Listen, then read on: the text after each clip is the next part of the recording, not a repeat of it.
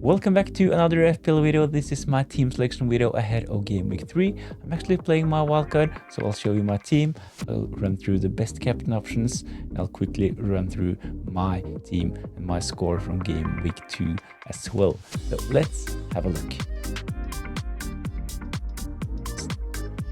Game week 2 is done and dusted. Not the best game week. I got 40 points, 2 clean sheets from the Burnley defenders Dubravka and Esteve, but I got blanks from both Youth and Van Dijk. In the second week in a row, Van Dijk, he picked up defensive contribution points, but Liverpool, they could not keep a clean sheet against Newcastle. My captain, Bukayo Saka, he scored a goal. I was really excited ahead of this game. I was really looking forward to watch Bukayo Saka. Had really strong beliefs in Arsenal ahead of their game against Leeds, but however, even though he scored, he got injured before the 60 minutes mark, which means that he did not pick up the extra point for playing 60 minutes, and he did not pick up the extra point for a clean sheet. So only 6 points for Bukayo Saka, and the captaincy made it 12. A new blank from Marmoush. He was in the rumored starting 11 for Man City, and this was correct, so he started the game, but he was subbed off before 60 minutes as well. Same goes for Arias. A bit unlucky, they got a red card and had to make some substitutions, and Arias, he was the one that got subbed out. Last player is Wirtz in my midfield.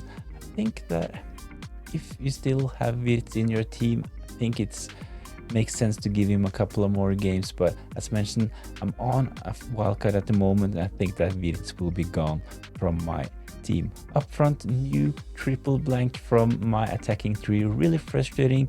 Bowen, Watkins and Mateta, all of them solid FPL options, but they have not done well so far in game week 1 and game week 2. But let's have a look at my wildcard team ahead of game week 3.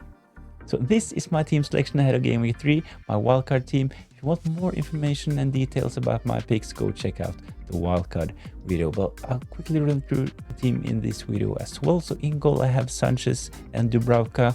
9 million. I don't like spending more on my goalkeepers, so in this team I actually have 2.1 in the bank, so there is an opportunity to go for Sells in goal and Kukurea in defense, but I really like the combination with Sanchez and Williams. My other defenders in this team is Porro and Dan Burn. I actually had Schär in for the Newcastle defense, but he got a concussion on Monday against Liverpool, so Burn is in.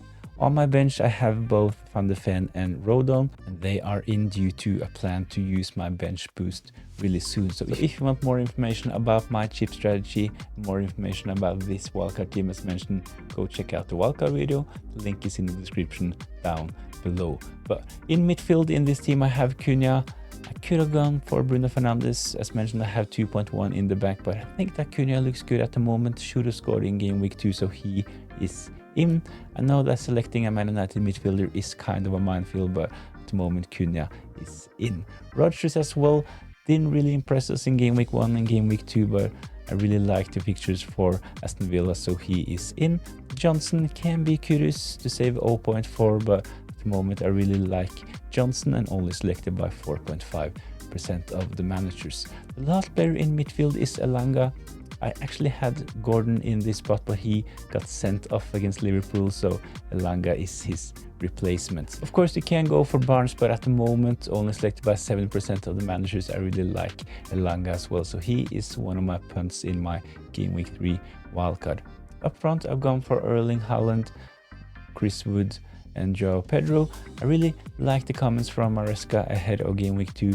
We talked about both Delap and Joao Pedro starting together, and that Joao Pedro, he can play actually in all of the attacking positions for Chelsea at the moment. So I really think that Joao Pedro looks close to nailed on at the moment, and he might potentially be on penalties while Cole Palmer is injured. So this is my team for Game Week 3, but let's have a look at potential captain options. So one to consider for captaincy in Game Week 3 is Chris Wood.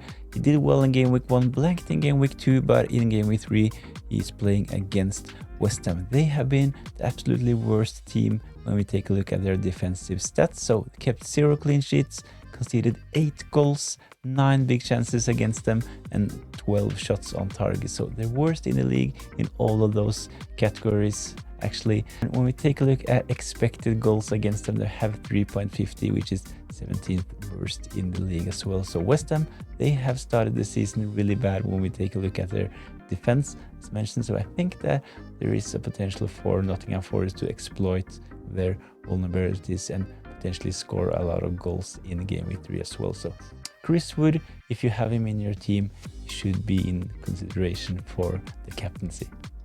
Another player we should consider in game week 3 is a player that did really well in game week 2.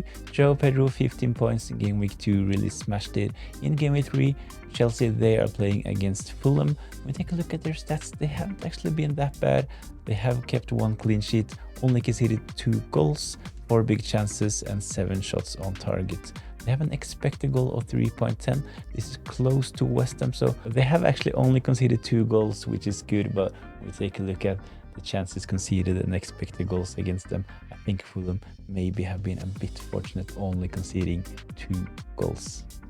Another interesting player ahead of game week 3 is Cunha. Of course, this goes for Mbeumo, Bruno Fernandes as well. Really good fixture on paper for Man United playing against Burnley. I know that Burnley kept a clean sheet in game week 2, but this was against a weak Sunderland team. So when we take a look at the stats, they have conceded 3 goals. This was in game week 1 against Spurs. They have 4 big chances conceded and 7 shots on target. Expected goal, same as Fulham, 3.10. So I know this is only 2 game weeks of data, so I'm not really sure how much we can put into the stats this early, but when we consider their opponents, I think that Burnley still is a team to target, even though they kept a clean sheet in game week 2. So if you have a Man United defender, I think that they should be in consideration for captaincy in game week 3. So the last player is Erling Haaland playing against Brighton. Brighton, they are actually one of the teams with the best defensive stats, but as I just talked about, it's only 2 game weeks of data, so not sure how much we can put into it. But Erling Haaland did really well in game week 1 and have really good attacking stats at the moment. Looked sharp in both game week 1 and game week 2, even though he blanked in game week 2, so he will probably be my captain the next game week. So when we take a closer look at Brighton, we can see that they haven't kept any clean sheets, conceded 3 goals, 3 big chances as well, 5 shots on target conceded. They have an expected goal of 2.36. So not good, not bad when we take a look at their stats, but I think that Brighton will lose against Man City in game week 3. And I think that if Man City score, I think that Erling Haaland will be involved. But please let me know in the comment section down below who will be your captain for game week 3.